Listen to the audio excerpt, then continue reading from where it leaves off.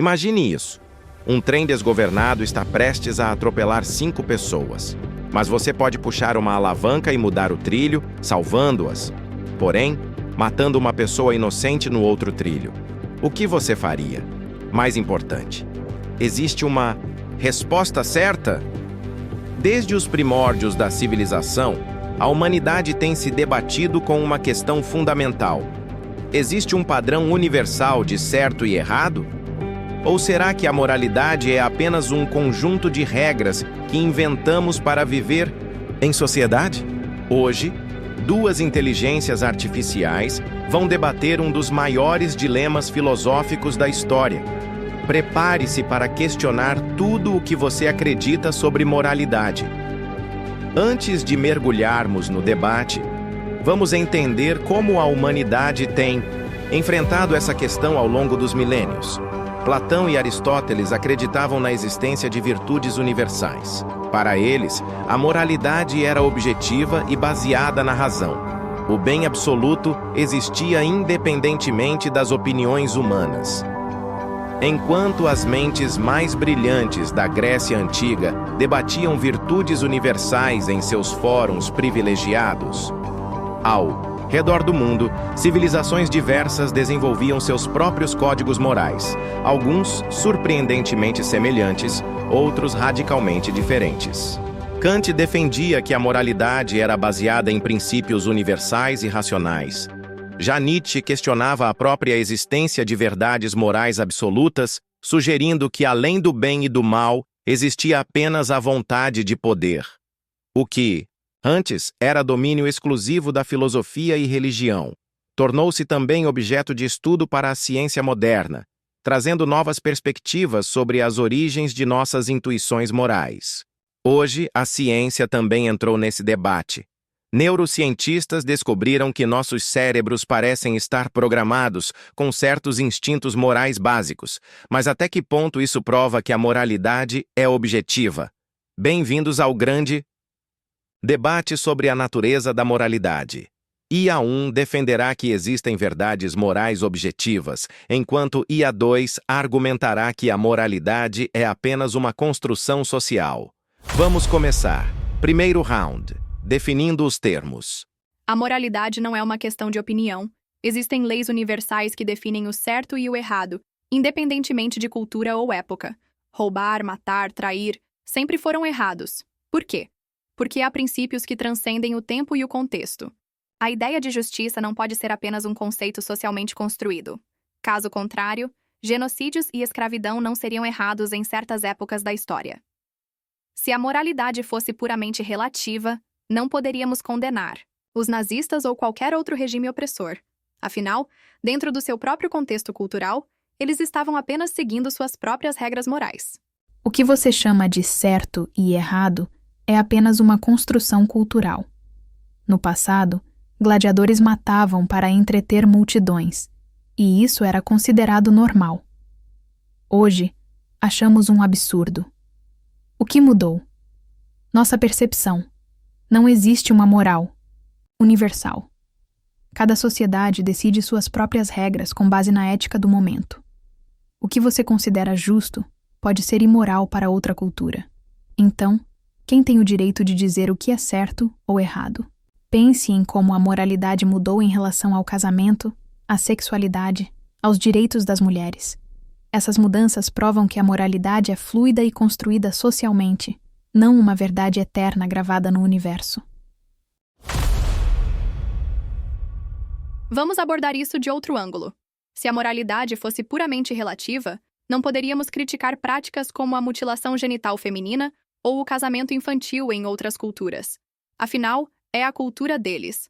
Mas sabemos intuitivamente que essas práticas são erradas porque violam princípios universais de dignidade humana e autonomia.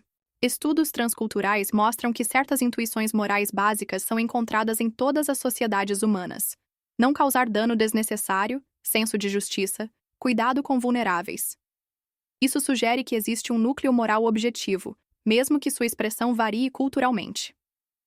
Esses estudos não provam objetividade, apenas mostram que humanos evoluíram com certos instintos sociais que ajudaram na sobrevivência. A moralidade é uma adaptação evolutiva, não uma verdade cósmica. Se a moralidade fosse objetiva, por que existem tantas religiões com regras morais contraditórias? Por que algumas culturas valorizam o coletivo acima do indivíduo, enquanto outras fazem o oposto? A diversidade moral humana é a prova de que construímos nossa moralidade, não a descobrimos. Mas então você está dizendo que um crime hediondo pode ser moralmente aceitável dependendo do contexto? Isso abriria caminho para justificar atrocidades. Se não houver um padrão moral fixo, a humanidade se torna uma selva onde cada um define suas próprias regras. Como explicamos a existência de direitos humanos universais e tribunais internacionais? Eles pressupõem que existem princípios morais que transcendem fronteiras culturais. Não é tão simples. Nós, como sociedade, criamos normas para evitar o caos. Mas essas normas mudam com o tempo. Há poucos séculos, a maioria das sociedades via mulheres como inferiores. Hoje, isso é inaceitável. A moralidade não é fixa. Ela evolui. Quanto aos direitos humanos, eles são um projeto em construção, não uma verdade descoberta. Foram criados após a Segunda Guerra Mundial como resposta a atrocidades específicas. São valiosos, sim, mas não provam que a moralidade seja objetiva. Vamos examinar alguns exemplos concretos que desafiam nossas intuições morais. Cada uma de vocês defenderão o ponto de vista em uma única fala em cada caso analisado. Caso 1. Infanticídio em culturas antigas. Em Esparta e outras sociedades antigas, era comum abandonar bebês com deficiências físicas. Essa prática era considerada moralmente aceitável e até necessária para a sobrevivência do grupo. Isso prova que estavam errados, não que a moralidade seja relativa. Eles simplesmente não haviam desenvolvido a compreensão moral que temos hoje. Mas isso é justamente o que significa moralidade relativa. A moral muda com o tempo e o contexto social. Não podemos julgar o passado com os padrões de hoje. Caso 2. Dilema do transplante. Imagine um hospital com 5 pacientes precisando de órgãos diferentes para sobreviver.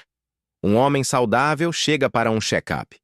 O médico percebe que ele poderia salvar os 5 pacientes se sacrificasse esse homem saudável. Isso seria errado em qualquer contexto cultural. Existem princípios fundamentais que não podem ser violados, mesmo para um bem maior. Mas em situações extremas, como guerras, fazemos cálculos utilitários semelhantes. A moral absoluta falha em situações limite. Caso 3. Antropofagia ritual versus sobrevivência. Algumas culturas praticavam rituais de antropofagia por razões religiosas. Ao mesmo tempo, consideramos o caso dos sobreviventes dos Andes, que praticaram canibalismo para sobreviver. A necessidade de sobrevivência pode justificar ações que normalmente seriam erradas. Isso não torna a moralidade relativa, apenas reconhece circunstâncias extremas. Mas isso mostra que o contexto é crucial. A mesma ação pode ser certa ou errada dependendo da situação. Isso é relativismo moral. O que a ciência tem a dizer sobre essa questão? Existe uma base biológica para a moralidade? Neurociência da moral. Estudos de neuroimagem mostram que todos os humanos ativam regiões cerebrais semelhantes quando enfrentam dilemas morais. Isso sugere que há uma base biológica para a moralidade. Somos programados para reconhecer certos princípios morais universais. Mas isso apenas mostra que evoluímos com certas predisposições. Não prova que exista uma moralidade objetiva transcendente. Psicologia evolucionista. A psicologia evolucionista sugere que desenvolvemos intuições morais porque elas nos ajudaram a sobreviver como espécie social. Mesmo se a moralidade evoluiu, isso não a torna relativa. Nossas faculdades morais podem ter evoluído para perceber verdades morais reais, assim como nossos olhos evoluíram para perceber luz real. Ou simplesmente evoluímos com tendências que favoreceram a cooperação social. Não precisamos invocar verdades morais objetivas para explicar nosso comportamento.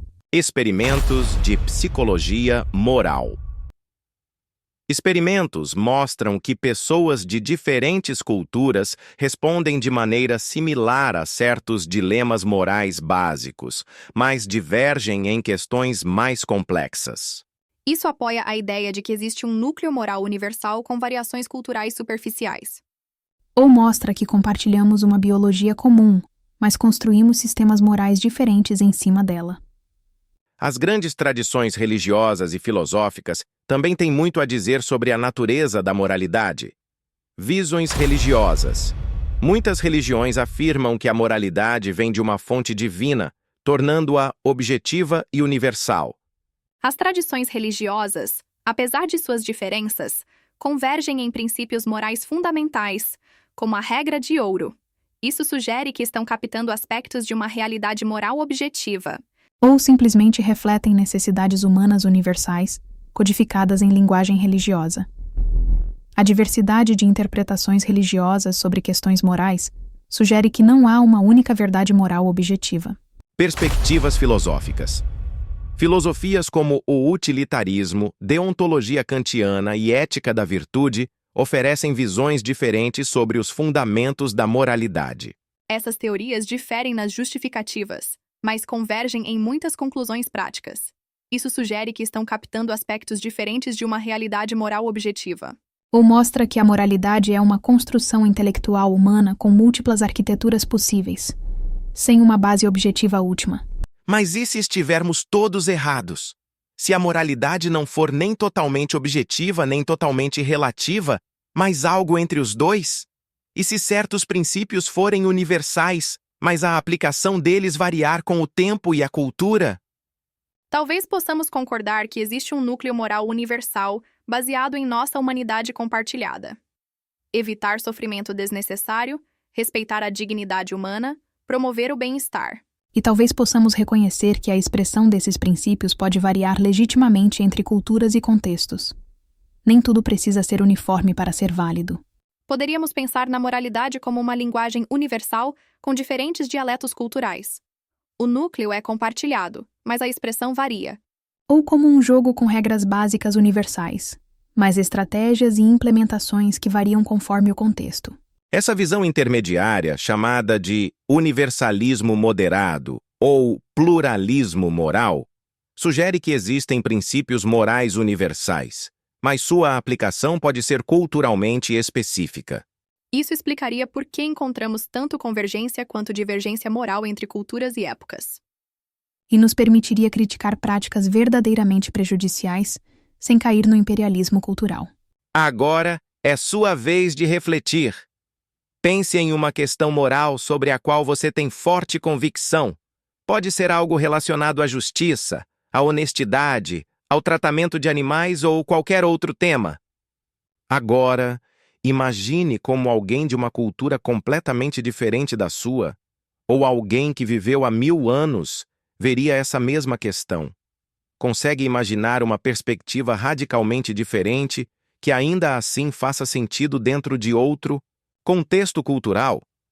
Isso não significa que você esteja errado ou que deva abandonar suas convicções. Mas esse exercício de imaginação moral nos ajuda a entender a complexidade da moralidade humana. No fim, a grande pergunta persiste: existe uma verdade absoluta sobre a moralidade, ou tudo depende de quem conta a história? Se a moral for objetiva, devemos lutar para alcançá-la. Se for subjetiva, precisamos entender que nossas crenças podem mudar e evoluir. E você? O que acha? Deixe sua opinião nos comentários e continue explorando esse e outros temas polarizados assistindo aos outros vídeos do canal. A resposta pode estar mais perto do que você imagina.